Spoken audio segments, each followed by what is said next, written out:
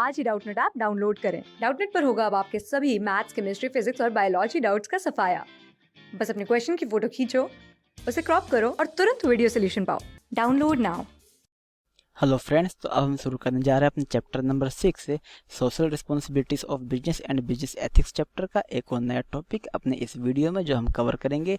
और इस टॉपिक का हमारा नाम है बिजनेस एंड एनवायरमेंटल प्रोटेक्शन। ठीक है, तो बेसिकली मैं आपको बता दूं कि इस वीडियो में इस टॉपिक के जरिए हम पढ़ेंगे कि बिजनेस और एनवायरमेंट का बेसिकली रिलेशन क्या है एंड ऐसे कौन कौन से कुछ एनवायरमेंट पॉल्यूशंस हैं जो कि बिजनेस ऑर्गेनाइजेशन के द्वारा क्रिएट किए जाते हैं एंड एनवायरमेंटल प्रोटेक्शन में बिजनेस क्या रिस्पॉन्सिबिलिटी निभा रहा है। ठीक है, तो गाइस चलिए शुरू करते हैं। सो यहाँ पर सबसे पहले हमारे पास कहा गया है protection of the environment is a serious issue that confronts business managers and decision makers. यानी कि जो एनवायरमेंटल प्रोटेक्शन है वो आजकल का बहुत ही ज़्यादा सीरियस इशू बन चुका है जो कि basically managers and decision makers के द्वारा फेस किया जाता है। Okay, the environment is defined as the totality of the man's surrounding. यानी कि अगर एनवायरनमेंट को डिफाइन करना है तो वो इस प्रकार से डिफाइन किया जा सकता है कि जो भी किसी व्यक्ति के आसपास होता है वो बेसिकली एक एनवायरनमेंट है या फिर कह सकते हैं एनवायरनमेंट का पार्ट है।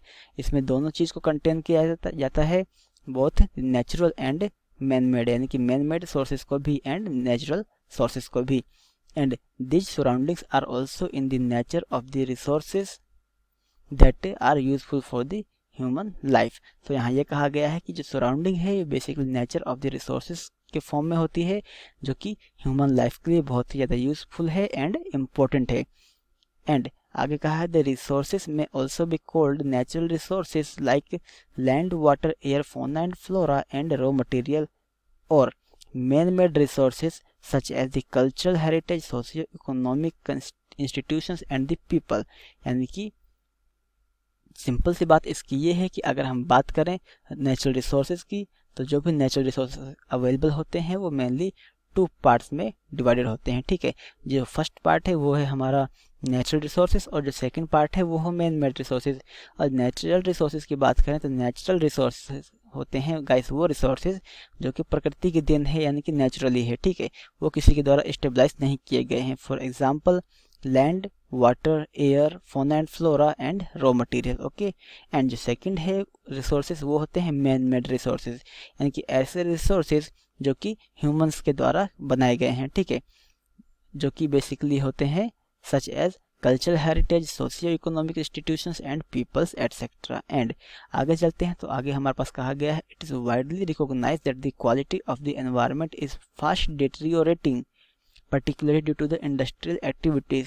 यानी कि जो क्वालिटी ऑफ द एनवायरनमेंट है जो कि मतलब कह सकते हैं प्योरिटी थी एनवायरनमेंट में वो धीरे धीरे डिटेरियोरेट हो रही है, यानी कि जो उसकी क्वालिटी है, यानी कि गुणवत्ता है वो घटती जा रही है। उनका रीजन पीछे का ये है कि वेरियस टाइप्स की इंडस्ट्रियल एक्टिविटी जो वेरियस बिजनेस ओनर्स के द्वारा की जा रही हैं। ठीक है, and this is a common sight around the major cities like Kanpur, Jaipur, Delhi, Panipat, Kolkata and others in the various states of our country.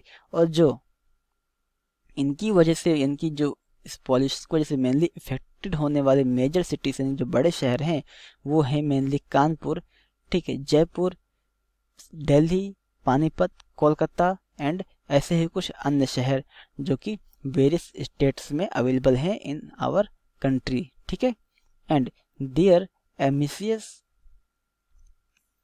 आगे कहा है guys their emissions are seriously affecting the health of the people. और इसका जो basically कह सकते हैं result है वो बहुत ही नेगेटिव है और जो हेल्थ ऑफ द पीपल है उस पर ये नेगेटिवली इफेक्ट करता है। Pollution, the injection of the harmful substances into the environment is in fact largely the result of the industrial production. और अगर पॉल्यूशन को डिफाइन करना हो तो पॉल्यूशन की बात की जा रही हो तो हम सिंपल सी भाषा में कह सकते हैं कि पॉल्यूशन से सिंपल सा मतलब उन सभी हार्मफुल चीज़ों से है जो कि एनवायरनमेंट में इंजेक्ट की जा रही हैं, अर्थात जो हमारा पर्यावरण है उसमें छोड़ी जा रही हैं जो कि काफ़ी ज़्यादा नुकसानदायक हैं, यानी कि हार्मफुल हैं। और जो इसमें सबसे ज़्यादा कंट्रीब्यूशन कर रहे हैं वो है इंडस्ट्रियल प्रोडक्शन यूनिट्स, यानी कि इंडस्ट्रियल प्रोडक्शन में जो भी कंपनियाँ इन्वॉल्व हैं वो सभी।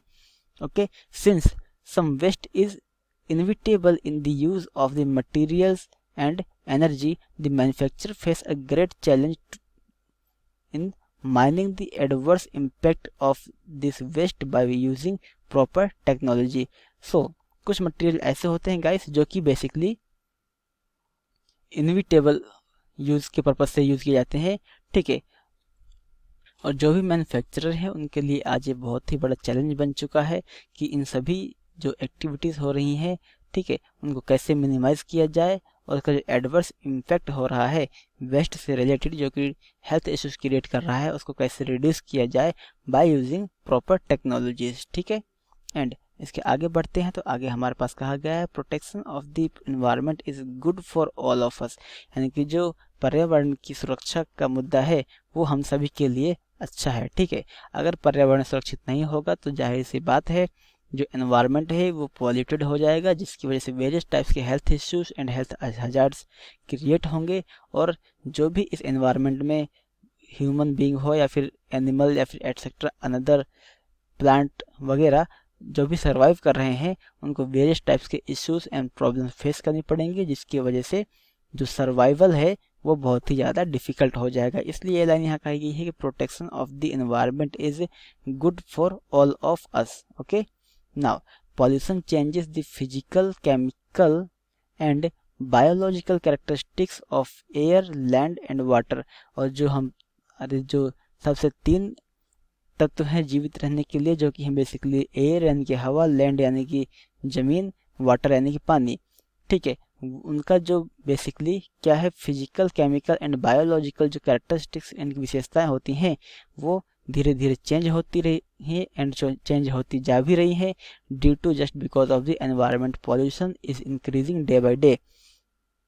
Pollution harms the human life and the life of the other species, यानी कि जो पॉल्यूशन है वो बेसिकली ह्यूमन लाइफ को नुकसान पहुंचा रहा है और ह्यूमन लाइफ को नुकसान पहुंचा ही रहा है। इसके अलावा जो अदर स्पीसीज अवेलेबल हैं अर्थ पर उनको भी ये नेगेटिवली अफेक्ट कर रहा है एंड उनको भी बहुत ही ज़्यादा नुकसान पहुंचा रहा है।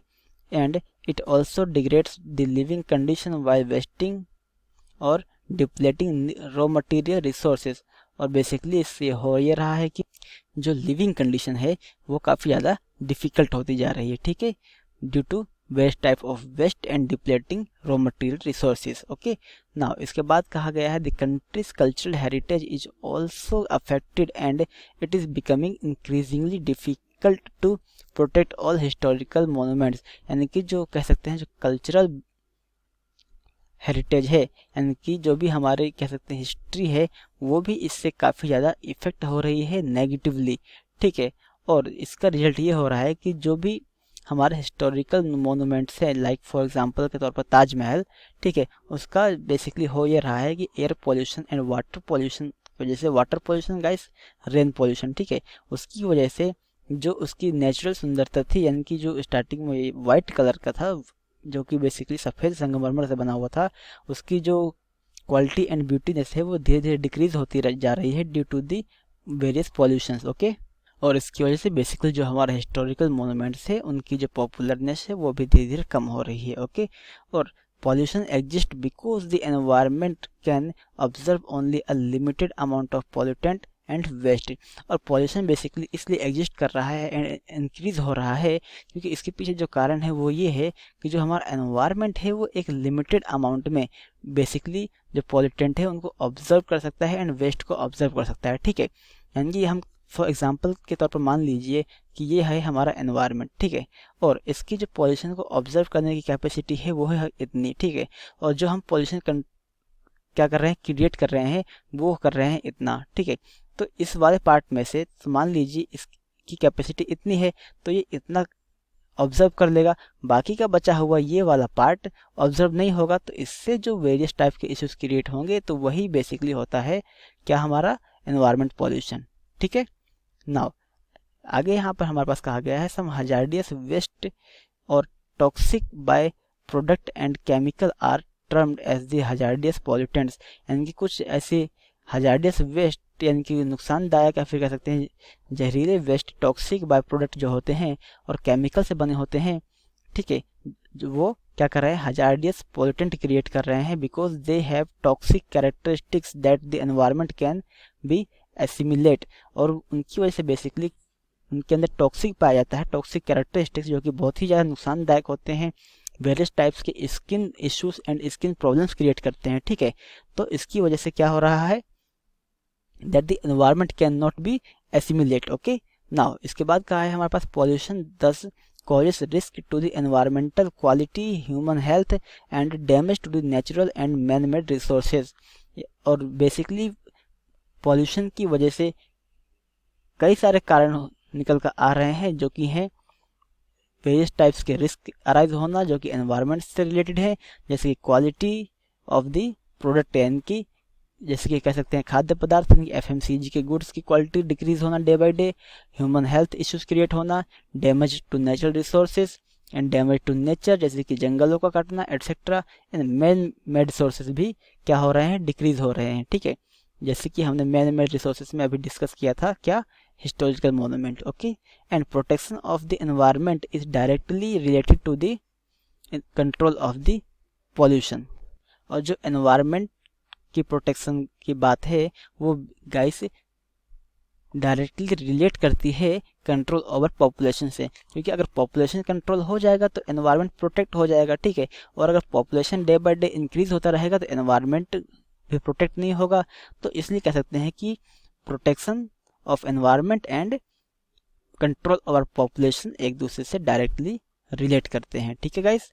एंड इसके आगे की जो नेक्स्ट वीडियो होगी वो होगी हमारे कॉजेस ऑफ द पॉपुलेशन के ऊपर, तो आप वो भी देखिएगा।